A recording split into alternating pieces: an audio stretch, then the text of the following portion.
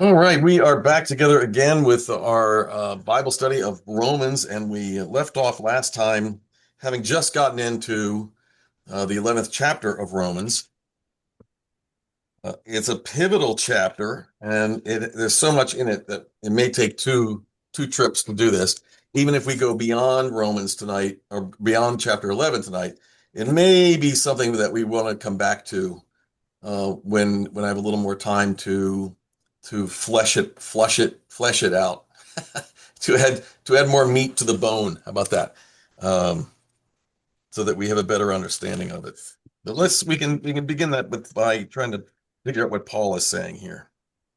So do you want to go back and begin at the beginning of 11 and keep going, or start at 11:11 where we dropped off? Let's start at the beginning. Okay. Well, it's bright enough. Who would like to read? I would like to say read from 1 all the way to through 6. I'll do it Okay. from the Clear Word Bible. Does this mean that God has forsaken his people and left them to themselves? Of course not. I'm living evidence that this is not so. I'm an Israelite, a direct descendant of Abraham through his great grandson Benjamin. God hasn't turned his back on the people whom he made his own by bringing them out of Egypt. Haven't you read what the scriptures say about Elijah when he cried out to God against Israel? Lord, these people have killed your prophets and smashed your altars. It looks as if I'm the only one left, and now they're after me. What did God say to him? I still have 7,000 followers scattered throughout Israel who are loyal to me, who have not been taken in by the worship of Baal. That's how it is today. These are those who, in spite of the rejection of Christ by so many in Israel, have accepted him and become God's people. If salvation is God's gracious gift, then we cannot work to earn it. Otherwise, it's not a free gift. If our works earn salvation, it would not be the grace that saves us. And if God's salvation is a free gift, which it is, then all of our efforts to save ourselves mean nothing. Okay. Who wants to leap into that one? Anyone? Nothing stood out to you? In Grace. my Bible Mm. version, it said, and the verse 6 is, but if by grace, it is no longer because of works. Otherwise, grace would no longer be grace. Oh,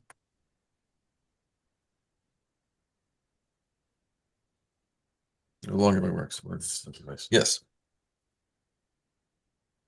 The grace, of course, is the free love gift from God. So the love from you can't earn grace. You can't work yourself into grace. It's a gift. It's a gift you receive.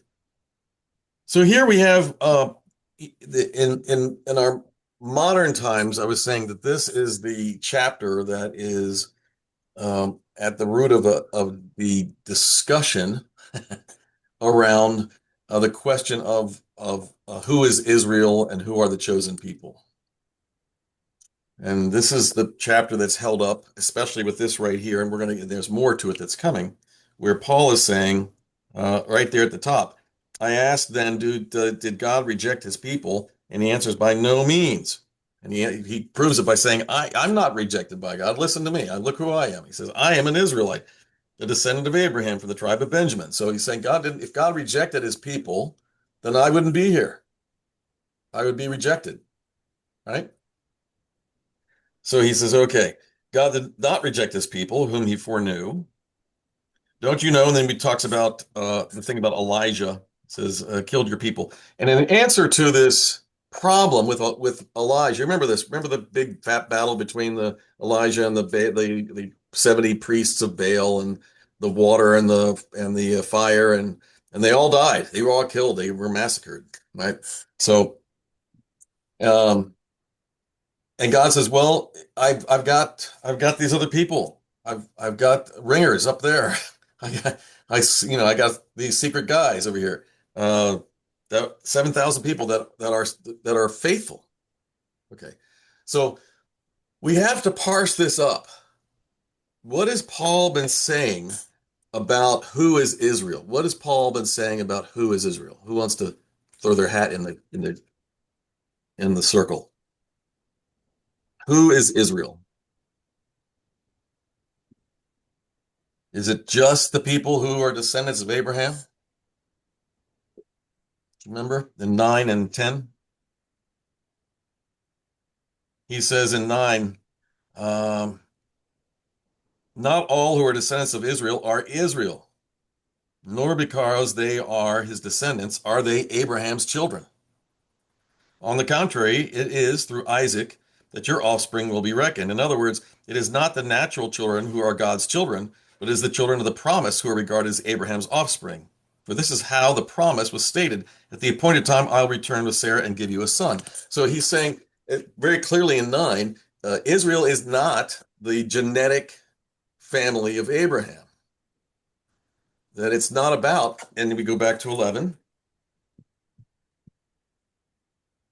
And if by grace, then it is no longer by works. If it were, grace would no longer be grace. So if the family of if I'm claiming to be Israel because I am a son or daughter of the descendant of Abraham, and I am doing all the things that are required of me in my relationship with God through the Abrahamic covenant or the covenant that came after, is that being a person of faith, or is that a person of works? According to Paul, it's a person of works. Mm. That the law has been replaced by Christ. Christ is the fulfillment of the law. So all of those other things that you were doing in order to prove yourself to be a descendant of Abraham and a child worthy of God, all those laws that you had to follow and all those things that you had to do, you don't do those anymore. Mm. And of course, we all remember that Peter, right, after the ascension, he was hanging out on his roof and he had this vision about all this food coming down on a blanket, and it was all non-kosher food. And he hears a voice from heaven saying, "Eat." And he says, "No, no, no, I can't. I can't eat it." He says, "Well, if I'm the one who made the food, who are you to say you won't eat it?" So right then, when he gets this, he comes back to himself, and he finds that he has visitors there. They're Gentiles, and they're calling him to their house where he's going to stay for a week. And do you think he's not going to eat there? No. God has, in that moment, prepared him to go to that house and be with those people and to witness to them and be able to eat with them. Because God is saying the law that you followed, that regulation that you have been putting yourself under, no longer counts for anything. It was a good thing to do when it proved who you were, but you don't have to do that anymore. You don't have to prove who you are. You are who you are by faith. That's it. Not by us knowing that you don't eat pork. That's not it. Right? So we got that in Peter. Come over to Paul. He's saying the same thing here. So this again, so I'll read it again. For all who are descendants of Israel, from Israel, are not Israel, nor because they are descendants from Abraham are the Abraham's children. So it's right. It's just very clearly right there. There is an Israel, but not everybody who's from Abraham is called Israel. So now let's go back to Elijah, or to Ezekiel. No, sorry, to Elijah here when he says, "Lord, they have killed the prophets and torn down your altars. I'm the only one left, and they're trying to kill me." So who are they? Who are the they that are trying to kill him? Who are the they that tore down the altars and are worshiping Baal? Who are they? Anybody want to throw an idea in? They are the children of Abraham. They are Israelites. They're not people that came from someplace else.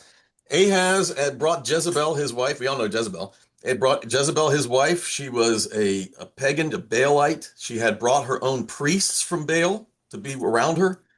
And they washed through Israel and converted most of the people. And they tore down the altars to God and put up temples to Baal and had sacrifices and did all this horrible stuff so that Elijah was the only one left. All the other prophets have been killed. These are the people. These are the children of Abraham right here. So let's take those. Let's just take that group. So these are the chosen people. And the only thing you have to be the chosen people and to be assured of salvation and to be assured of God's favor to you for all time and in eternity is that you have a genetic relation with Abraham. Right? So then all these people that killed the prophets, tore down the altars, and are worshiping Baal, they all have eternity for sure. None of that matters. It doesn't matter they did any of that. They're completely saved because God made a promise that they're God's people. You see, this is the side of the argument that when the debate and the question goes, never gets brought up. It just gets kind of washed over, and it gets washed over because the two sides are committed to the answer without getting particulars about the question. You can't just say, well, God said Israel, and Israel's it. Well, who's Israel? Let's just stop right there. You're saying God said Israel, and that's it. Okay. Well, you're so bright. Tell me who Israel is. And if you go back and you hear some of these debates, they never do it. They never do it. What they do is they start throwing out anti-Semitic and this and that and the other thing to stop to call the other person into question, which is horrible. It is a complete halt to academic inquiry or biblical inquiry or anything. I just don't want to do it. So we have to make peace. We have to look at this and say, okay, so if God's people, if God's chosen people are not the children of Abraham, not exclusively the children of Abraham, then we go back to Paul and say, who are the God's chosen people? And Paul does it again. He says it right here in 10 and 11. It's the Gentiles have been grafted into this family, and they are Israel. And who is Israel on the other side? So Paul's talking about the Israel that's been grafted in. Those are Gentiles who have left their worship of Athena or Thor or Baal or whoever it is, and they've come over and they are worshiping God in Jesus Christ. That's who he's talking about. Okay, now when we look at the other half he's talking to, who is he talking to? Those who rejected Christ. No, at this point in Romans, who's he talking to? He's talking to the Jews who accepted Christ, right? And he's saying, you are Israel, and so are Israel. What's the commonality between the two of you? You believe in Jesus Christ, and you believe in Jesus Christ. That's Israel. Why is it Israel? Because Israel is God's chosen people. But Israel is not the children of Abraham. Not by blood. By faith, they are, but not by blood. I would love to get a genetic test anyway around the world and see if we could figure out who's actually related to who. I think it's going to find out there's a lot fewer than people think. So the bottom line of this is that to even ask the question, who are the chosen people? And if you go to Paul in 9, 10, 11, and 12, this is the heart of it right here. You have to start off by saying, who's Israel? I can just tell you that there is a scandalous interview that just is on YouTube right now, and it's so telling. I mean, it's so appropriate for the moment. Now, I'm not saying this because it's a political person who's involved in this. That's not what I'm talking about. I am talking about a person, a political person, well-known I'll tell you who it is in a minute. Very well-known political person who is absolutely sure in their faith, a Christian, sure in their faith. And he's asked by the interviewer, why are you in favor of going to war in Israel and doing all this stuff for Israel? And he says, because God says that Israel is a chosen people, we have to protect them. And the interviewer said, what? Where's that? And he says, in the Bible. And he says, oh, where? He goes, get your phone out and you will find it. And he said that the interviewer says, Wait a minute, you just said that, and on that hangs all of your understanding of the political process in America and the military thing we're going through right now is all hanging on that. And you don't even know what verse it is. You don't even know where it is in the Bible. And yet this is so important to you that you're willing to back going to war and doing all these other things. So I'm like, that's an icon of the problem. That man is an icon of the problem. It's something that he's learned and he's parroting it, just parroting it forward. And I guess before, when there was no meat on the table, and there was nothing in the mix to be debated about. There's nothing there, then it was no big deal. But now that there's something there, then you have to get in and wrestle with it. You have to get in there and get gritty with it. And he hasn't done that. He's just still going on the fluff that he's been carrying along. I'll tell you who it is. It's what's Ted Cruz. And the interviewer is Tucker Carlson. And that's a big deal right there, because if you remember, Tucker Carlson should be on the same side with him. But Tucker Carlson has gone the other way because he's saying, I'm not an anti-intellectual. And the answers that I'm hearing and the things that I'm hearing from the people that I have supported is anti-intellectual. They're not fleshing this out. They're just saying stuff. So he got Ted Cruz on there, and he has this conversation, and you should watch it. It's illuminating. Oh, and then I'm just going to stop after this. Then he goes to a university, and he spends all his time, 45 minutes or an hour, talking about how if you don't support Israel, you're anti-Semitic. And he calls into question another university who a student got up, and you can watch this one, him do it too. A student got up and he said, this woke student, asked this vile, disgusting, anti-Semitic question, and went on with this and the person did who's made this this part of the YouTube went and dug up that student asking that question, and plays the question next to him saying, this vile student, anti-Semitic. The guy was like a total mellow guy. He's asking a legitimate question. His voice was normal. There's nothing, no heated, nothing about it. Because the only way to get you to stay with my side is to get you mad at the other side. And I'm just sure you're not going to look it up. That's what he's thinking. No one's going to go look up this person that I'm saying was vile and anti-Semitic. The guy wasn't, not at all. But he's counting on nobody doing their homework, nobody looking into it, nobody finding out. So this is the hard work that we're doing here, and it starts with the simplest questions. Who is Israel?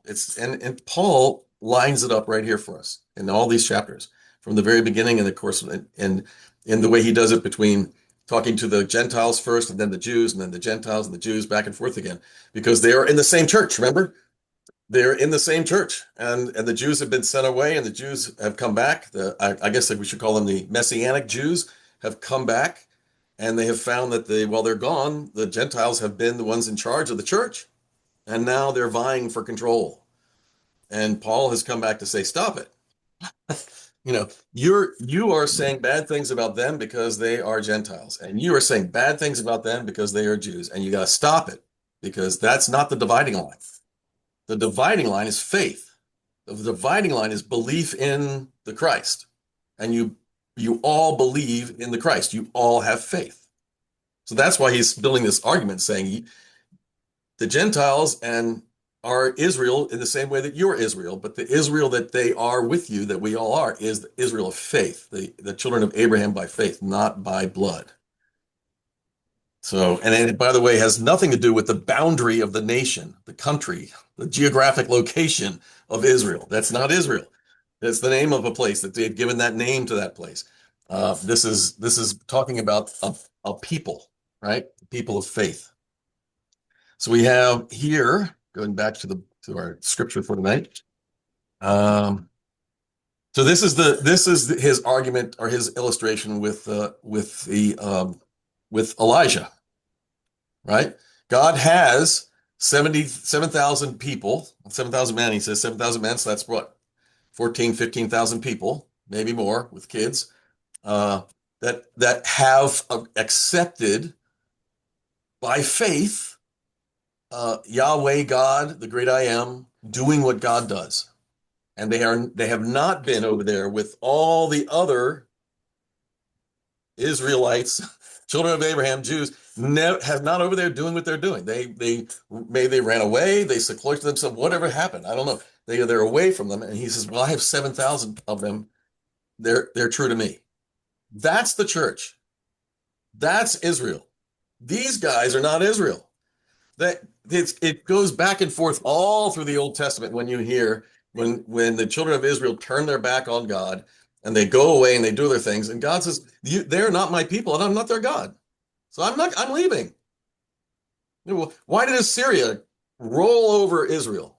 Because Israel was apostate. God said, I'm not going to protect you anymore. You're not my people. You're not worshiping me. You turn your back on me. You're worshiping something else. I'm going to lift my hand of protection from you. You think that you're all that? Go ahead, defend yourself. And of course, they can't. They get trashed. Happens over and over again. So we see this undulation, this upward and downward, falling away from God, being apostate from God, and then clawing their way back and finding God and being good again and following God, and then boom, they crash again, and it just goes on and on and on through Scripture. So when they are down, who are they? Well, they're obviously not Israel. They are not the children of faith. They don't have any faith. They're worshiping other gods. They're doing other things. They've turned their hearts away. So how does that translate into us today? Well, we can go right back to Paul again, right? So Paul here, he says, well, let's keep going.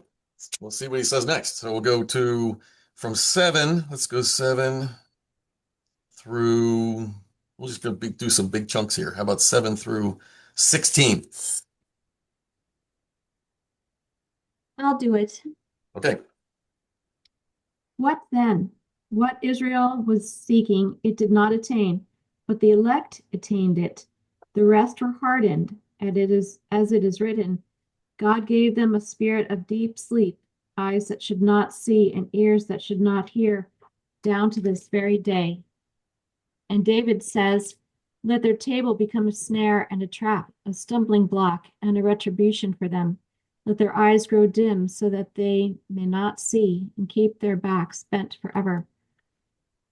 Hence I ask, did they stumble so as to fall? Of course not, but through their transgression, salvation has come to the Gentiles, so as to make them jealous. Now, if their transgression is enrichment for the world, and if their diminished number is enrichment for the Gentiles, how much more their full number? Now I am speaking to you, Gentiles, inasmuch then as I am the apostle to the Gentiles, I glory in my ministry, in order to make my race jealous, and thus save some of them. For if their rejection is the reconciliation of the world, what will their acceptance be but life from the dead? If the first fruits are holy, so is the whole batch of dough, and if the root is holy, so are the branches. Okay. Want to dive in?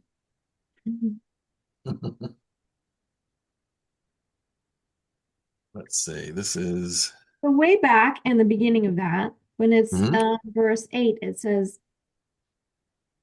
what Israel was seeking, it did not attain, but the elect attained it.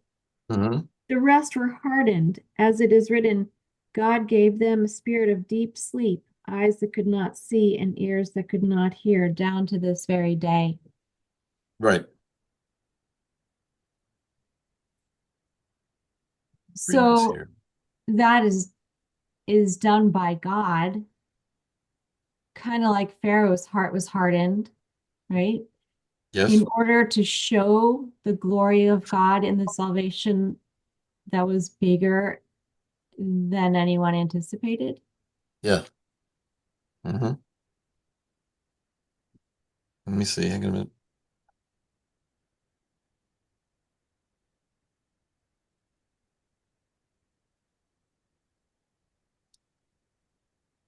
Yeah, we have to go back into Isaiah and then back into Deuteronomy. Shoot. All right. Well, let me stay with this just for right now. I'll do that next time. Um, Okay, so yeah, so what God's saying, so we have here, God gave them a spirit of stupor, this is Isaiah, and eyes that could not see and ears that they could not hear to this very day. May their table become a snare and a trap, a stumbling block of retribution. Again, I ask that they stumble so as to fall beyond recovery, not at all, rather because the transgression salvation has come to the Gentiles. So you have this process where the ones who reject God are have made it possible or pushed it possibility or created the avenue through which others can find their way to God because of their obstinance, because of their breaking down, because of their rejection. They have rejected, and the others, because of that rejection, have come to God, have found their way to God. But Yeah. God made it so that they couldn't see the truth. Yes. So that's when we have to get back to Isaiah. So that's going to take a little bit longer because we have to go through the history of what's going on in Isaiah at the time and then come back up to it. This is the 29th chapter of Isaiah. It's the woe. It's the woe chapter, 28 and 29 of the woes. Woe to woe to woe to woe. Woe to that wealth of pride of Ephraim's drunkards and fading flower, the glorious beauty set in the head of the fertile valley. See, the Lord is the one who is powerful and strong, like the hailstorm and destructive wind, like a driving rain and a flooding downpour. He will throw it forcefully to the ground. The rag, the wreath, the pride of Ephraim is drunkards, will be trampled underfoot. The fading flower, the glorious beauty set on the head of the fertile valley will be like a fig ripe before the harvest. As soon as someone sees it and takes it in hand and swallows it, it is gone. So what's he talking about? He's talking about the children of Abraham, right? Of Ephraim. He's talking about those in the family and his people that have turned away, that have gone away from him. Remember that when God said, oh gosh, where is it? It's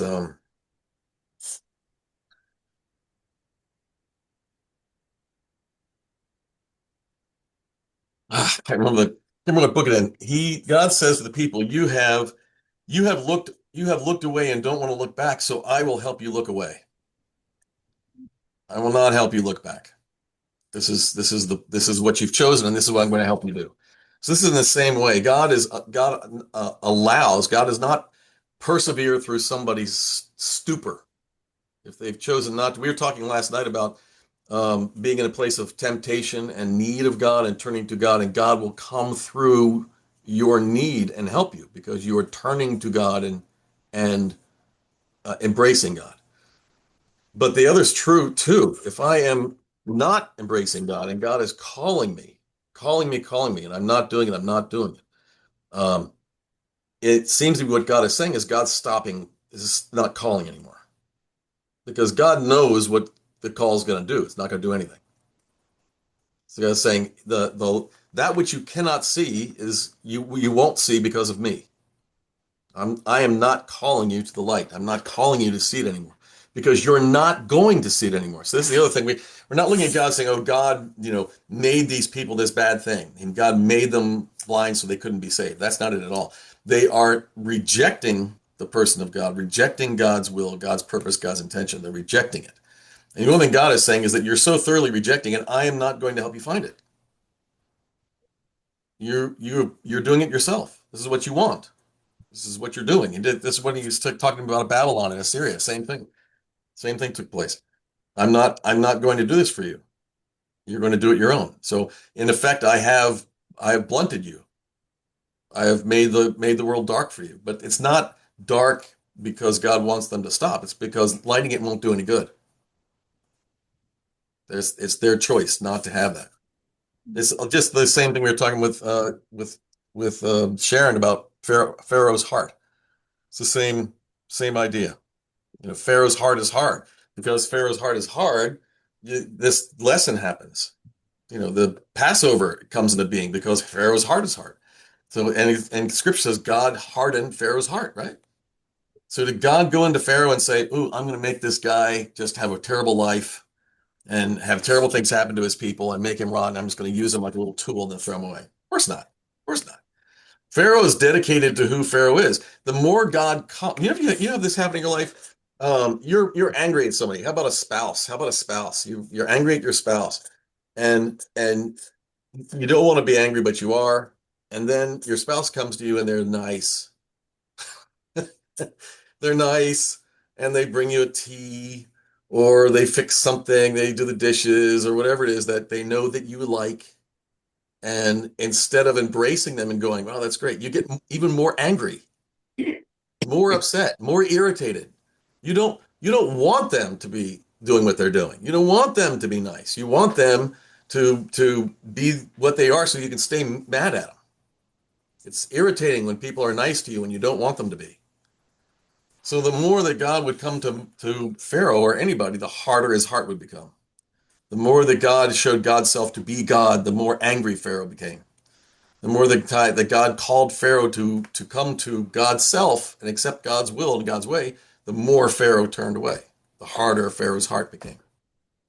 So it's a direct action. It's just what we have to be careful about is saying that God did this to him in order to make him, this tool, and he had no choice in it. God just basically damned him. This is the flip side of predestination, right? If you say these people are elected and they're predestined for heaven, then God has predestined people for hell. There's just no other way around it. Like saying before the beginning of time, God has said, you 5 people are going to hell. And these 5 people are not. So no, not going to worry about you. That's terrible. That's ridiculous. That's not the way it works. Okay, let's see. Did they stumble so as to fall beyond recovery? Not at all. Why is he saying this? Is verse 13? Nope, verse 11. Rather, because of their transgression, salvation has come to the Gentiles to make Israel envious. Now he's saying, okay, so who's envious right now? The Israelites. Yeah, the Messianic Jews. They're receiving the message. The Gentiles are receiving the message, and the Jews in this situation, the Messianic Jews are standing up and saying, "No, wait, we're the ones. We're the ones. We've been here since the beginning. We have done all this stuff. We had Father Abraham. We don't eat this food. We did this other thing. We're the ones."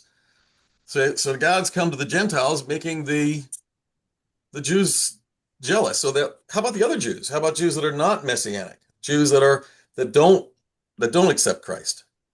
They're even more angry and upset because the people who are talking about Jesus, about the Messiah, are talking about their God. They're saying that's not right. That's wrong. And we don't want you to have that. We don't want you to be successful. We don't want you to have a good time. We don't want you to feel good about yourself. We want you gone. In fact, crucifixion, how about that? Let's try that for them. They'll do anything to stop this from happening. So this has happened now, but because of this, now what's the next step? How about there was one of those great movies, those biblical movies. Which one was it? Actually, he did a pretty good job of it in The Passion with Mel Gibson's The Passion of the Christ. When Christ dies, it shoots to the temple, and this earthquake goes on. And remember that the curtain of the temple was torn in two. There's a big earthquake.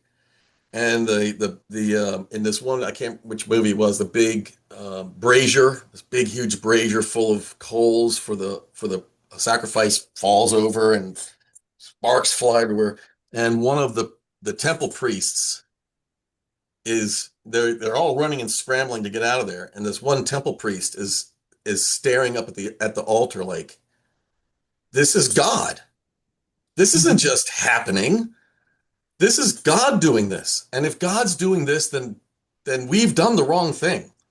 Then what was happening was the right thing. And what have we been? But faithless and horrific. It's horrible. So then they flash away. You don't get to see him. In my mind, that little glimpse of him made me think that he's one of the ones. He's one of the ones that comes out of this and says, I believe now. Mm. I believe. It took a lot to get me there. It took me a horrible thing. I was part of this terrible thing. But I believe now, and I'm on board. How about Paul? Paul was pulling Christians out, sending them to jail, killing. They could be killed. Killed Stephen. Well, helped kill Stephen, and then he gets this encounter with Christ on the road, and then he believes. So he's an example of some really cool personal attention by Jesus, where other people don't get that. They learn maybe the hard way. In fact, Gibson produced another movie. I think we watched it. It was The Roman Soldier. No, but that was great. Wasn't that a great movie? That's an old Sue. You're remembering a long time back. That was a great book. Charlton Heston was in that one too, wasn't he? No, this is recent, and I think it's Pilate that's still there, and he sends out this Roman soldier to quash the this new religion, this new thing about Jesus, because Jesus is dead, but the people are still there doing their thing. And so the centurion guy goes out to stop it. And of course, what happens? He winds up being one. He winds up finding them, and when he finds them, he realizes this is more than just what I thought. This is it. This is the truth. So so this thing had to happen so that the people who were locked into their own way of life, into their own way of seeing things, into their own way of being, into the very truncated and small and mistaken way of understanding God's call to them, that had to be broken, and they had to be able to be broken out of it. So this is the process that it take. But if their transgression means riches for the world and the loss means riches for the Gentiles, how much greater riches than the fullness from? So he's saying that for we say this to ourselves too, right? I've got um gosh, it's when somebody means something to you, a family member, friend, uh, and they're lost, right? They're doing something. They're on that side over there, and it's just, oh my gosh. And you can't get anywhere. What would it be like if they finally woke up and said, I got it?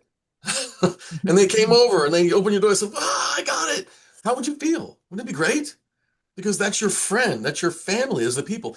So God's saying, the people that I gave the truth to for 1,000 years, the people that I held on to tell this, to recognize me, to do all these things for me, are the same people who have lost me, the same people who have rejected me, the same people who have turned away from me and embraced themselves.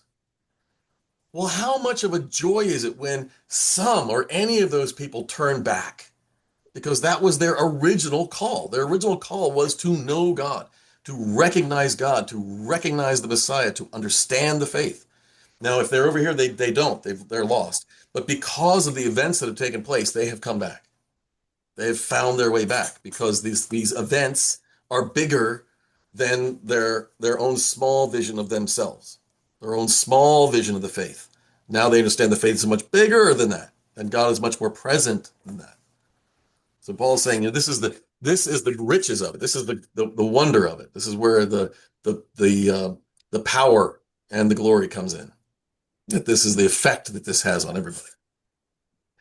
I'm talking to you Gentiles, and so much as I'm talking to the apostle, I am the apostle of the Gentiles. I make much of my ministry in the hope that I may somehow arouse my own people, see, to envy and save some of them. Remember now, at the beginning of this chapter, what did Paul say? He did the same thing at the beginning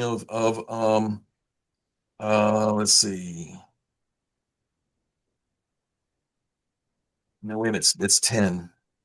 Brothers, my heart's desire and prayer to God for the Israelites is that they may be saved. And then 9, he says, I have great sorrow, unceasing anguish in my heart, for I could wish that I myself were cursed and cut off from Christ for the sake of my brothers, those whom of my own race and the people of Israel. Why? Because they don't believe. Because they don't have the faith. Because they've rejected Christ. And he's saying, I would give myself up to hell if I could see them and give them the faith so that they could proclaim Christ and he wrote crucified and raised. So here he's saying this too. It's as so much the ministry I hope my own people to envy and save some of them. So if it takes envy, if it takes them getting angry and upset and envious of the attention that you're getting and engaging in that, it happens to pop their balloon, open their eyes, and make them understand, then that's great. Who cares how it comes? Just so that it comes. So he's saying this is one of the effects of this event taking place. For if their rejection is the reconciliation of the world, what will their acceptance be but from life from the dead? So a resurrection. If the part of the dough that offered the first fruits is holy, then the whole branch is holy. If the root is holy, so are the branches. So Those who believe. That process goes forward, always moving forward, and it's for everyone. Whether or not you take it, that's up to you. So he's saying, I want them to be the branch. I want them to be in the tree. I want them to be here, not one of those branches that's been pruned off that's laying on the ground over there and dying. I want them back. I want them to come. And as far as you Gentiles are concerned, you've been grafted on. You're part of the tree now. You're not over there. You're right here with us. You're right here. We're all together in this because we are all what? We are all Israel. There's no difference. What did he say? There is no longer Jew or Greek. There's no longer slave or free. There's no longer free or male or female. What is he saying? He said these are false divisions. These are political, geographic, ethnic divisions that you people have been doing to yourselves since I made you. And it's been wrong all along. So I've given you something much larger than these little petty little things that you hang on to. I've given you me. I've given you life. I've given you grace. I've given you mercy. I've given you faith. I've given you eternal life. That's the common denominator between you all. That's the gift that you've been given. That's what you have to hang on to. If you hang on to that, if you make that your life, these other things will not matter. They will not matter. Man. Okay, let's keep going. Let's see.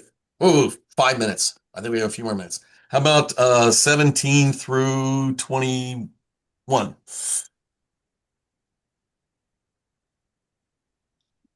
Okay. Okay. If some of the branches have been broken off, and you, though a wild olive shoot, have been grafted in among the others, and now share in the nourishing sap from the olive root, do not boast over those branches. If you do, consider this: you do not support the root, but the root supports you. You will say then, branches were broken off so that I could be grafted in.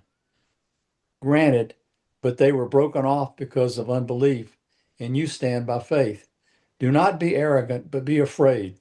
For if God did not spare the natural branches, he will not spare you either. Steve, you see how this is, I mean, I don't know why this is this seems so confusing. That last line right there, right? For God, be afraid, be afraid.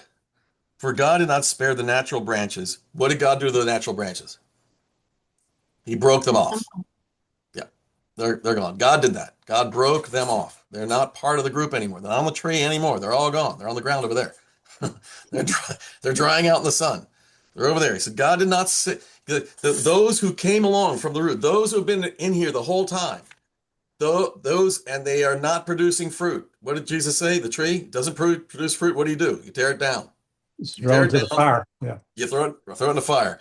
So he's looked at this tree and he's taken the dead limbs, the dead wood, and he's pruned it off. He's saying, if these limbs, now we're talking about the people, are the children of Abraham, right? They're supposed to be, oh, children of Abraham, they're untouchable, right?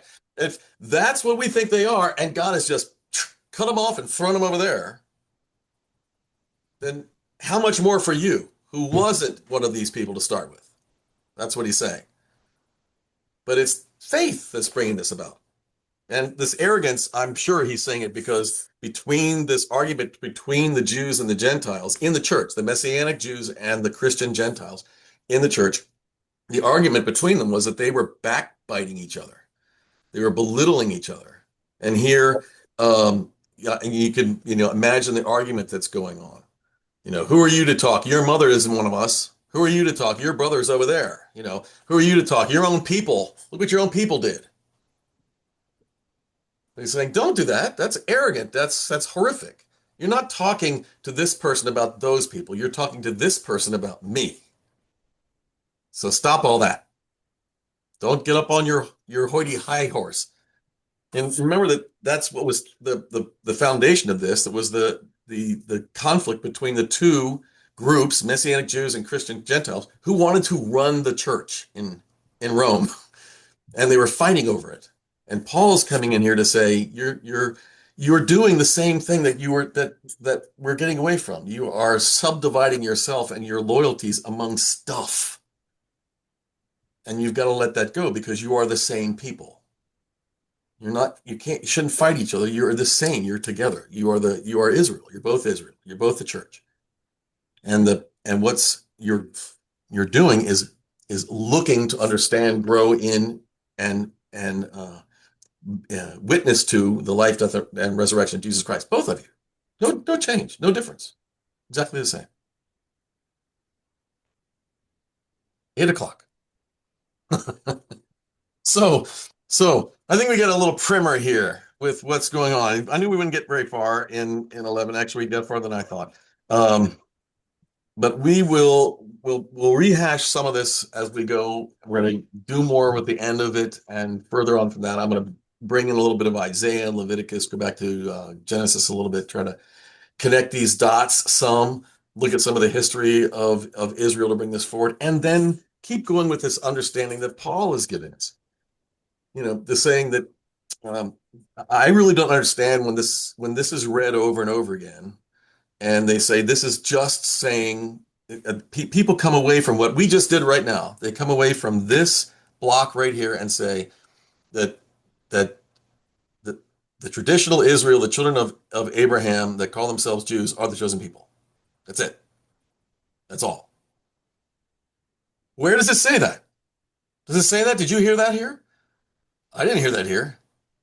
In fact, I heard the opposite of that. I heard about branches that were thrown away. Oh my gosh, what is the criteria on the tree that we're talking about, the olive tree here? What is the criteria God has for breaking a branch off and throwing it away? Doesn't produce fruit. And what's the fruit based on? Faith, In who? Christ. Yes, that's it. Right there. The ones that are on the tree have faith in Christ, and they're producing fruit because the fruit, it comes from Christ. The ones that are broken off and thrown over there don't have faith in Christ. They're not producing fruit. They've left God. They've left the realization of God. They've left the person of God.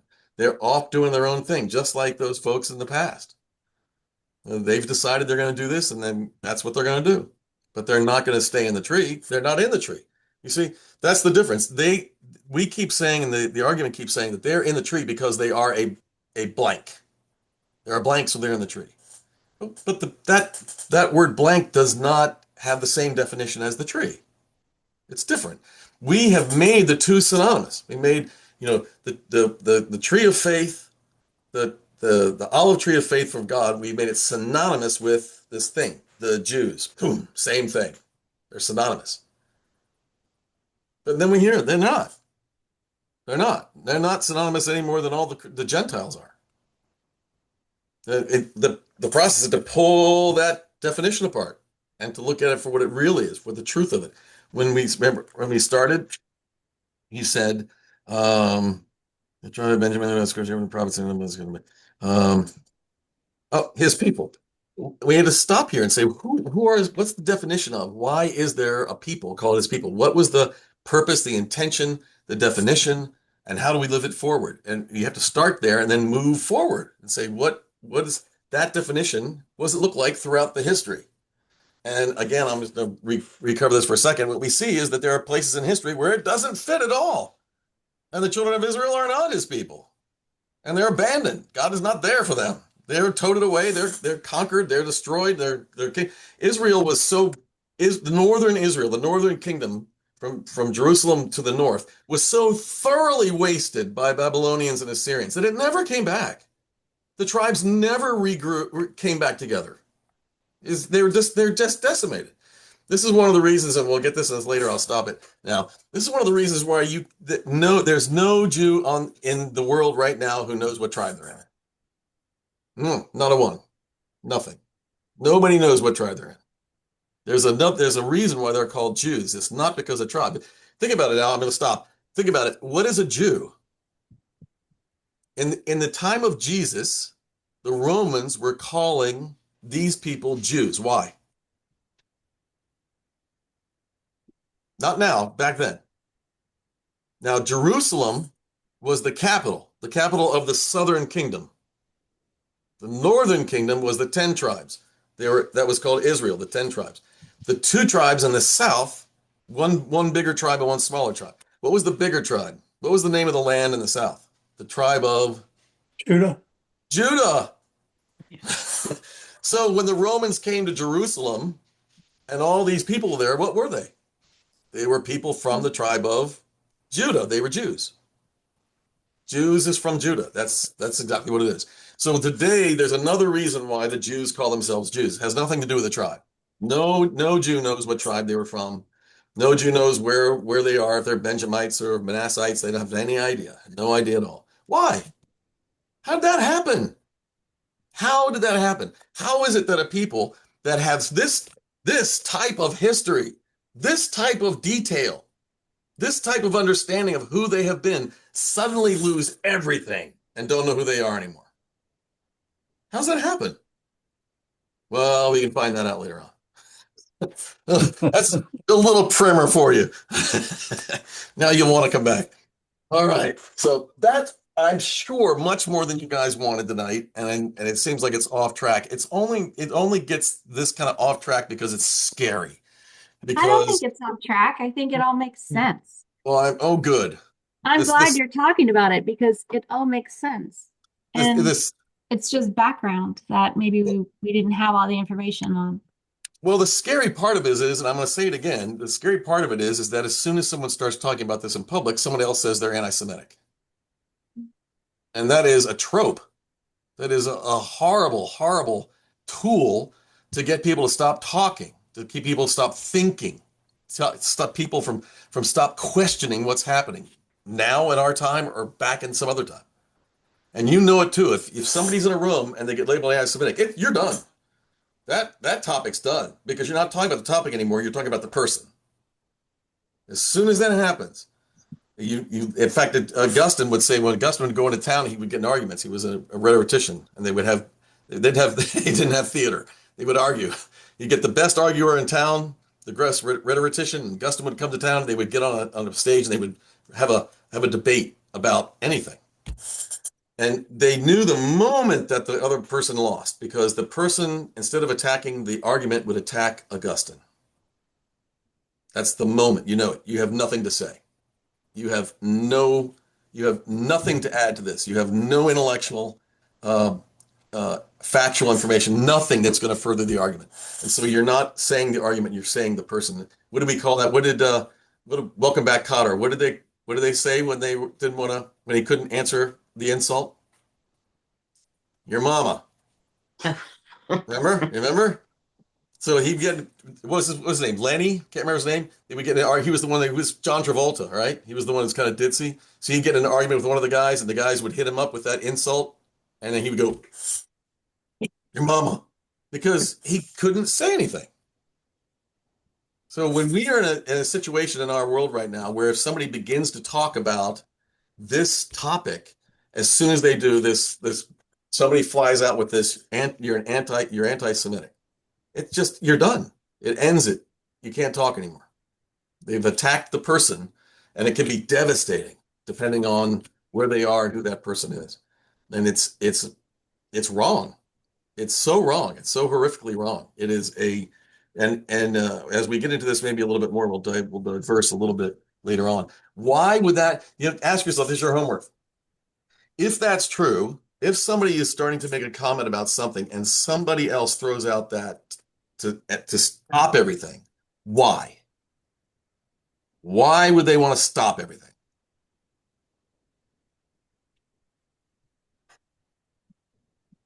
Muse on it. Muse. All Fear. right, guys. This has been Fear? this. Huh? I said fear? Fear or fact? There are a lot of people that believe what Mr. Cruz believes, and Hmm. a lot of them are Christians. Yeah. Well, he is. Yeah. What he's saying makes no sense. He even says it to Carlson. At that thing, he says, "That's it. You're being anti-Semitic." He says it to Carl right there on the thing. So you're being anti-Semitic, and the intention is that you've caught me. You caught me. You have pointed out that I don't know what I'm talking about. It's deflection. Yes, it's deflection. I need to shut down this situation right now. So I'm going to throw out the big cheese at you. You're anti-Semitic. And now, if you stay on course, you'll have to defend yourself for the next 10 minutes, and we won't be talking about me anymore. The limelight's not going to be on me and how much I just stuck my big old leg right in my mouth because I don't know what I'm talking about. That's why people do it. They don't want the truth to come out. They don't want people to think. They don't want discussion. They want to stop the whole thing from happening by getting all the attention focused on this individual. And if that means destroying the person's reputation and hurting them, it doesn't matter. It makes no difference. As long as I can save my face or save my idea or my plan, that's what I'll do. And then we're back to God and in the scripture saying you're fighting the wrong fight. You're you're looking in the wrong place. Place you need to be looking is right here, not over there somewhere. So This may be my addled brain, but isn't it from the statement that the Jews are God's chosen people? mhm. I Yeah, mean, so that's yeah, all. but yes. So the question is if somebody comes up and says and starts to talk about it, and somebody else just automatically throws out the phrase, "Oh, you're being anti-Semitic." What they're doing is stopping any kind of conversation that talks about the chosen people, like what we're doing right now. I would think that somebody who saw this video would say, "Oh, he's an anti-Semitic person," because I've said these things. But I'm looking at scripture. I'm not doing anything. I'm just let's look at Paul. Let's. Can you imagine calling Paul anti-Semitic? But he said it right there. He said the people who don't believe in Jesus Christ are the ones that are cut the branches off and they're thrown over there. Isn't that anti-Semitic? No, it's not. Yeah, I would love to do this with you guys next time. You know the word anti-Semitic? Where did it come from? What does it even mean? Oh my gosh, this is going to be so much fun. I'll leave you with this because we have to go. That I that word does know. not that word does not mean what you think it means. That word does not mean what you think it means. And now you get to think, what do I think that word means? So you think about anti-Semitic. What does it mean? What's a Semite? What is the Semite? Where is that? What is that? What is that? Where did that come from? And why is it even a thing? And we'll look at that Homework. next time. Homework. Homework. And if you really want to have fun, go to Google and look up Tucker Carlson and Ted Cruz and watch the interview. Don't take my word for it. Don't take my word for it. Watch the interview. It is so cringeworthy. It's amazing. And I don't know what's gonna I'd love to follow I'm gonna follow him. I don't care about him at all. But I'm going to follow him a little bit to see what kind of fallout happens from this, because as a person who proclaims himself to be an evangelical Christian who's got this real deep faith and like that, he just, man, Mm. yeah. No. All right, guys, best night of the week. This was great. No, I got so not much energy now. I'm gonna necessarily. stay awake till 3 a.m. This is great. I pray you all have a wonderful sleep and have a great time. And keep the Stuckies in your prayer, especially Steve, as he's working toward the process of taking care of his mother. And I've already talked to him. It's going to be a memorial service sometime after Easter. I'm thinking, looking at my stuff, if he wants to do it on a Saturday, it's going to be around maybe the first week after Easter, Saturday. But I'll have to talk to him about it. Okay. All right, guys. God bless you. Have a wonderful night. Be well. Thank you, Billy. Thank you. Bye. Bye bye.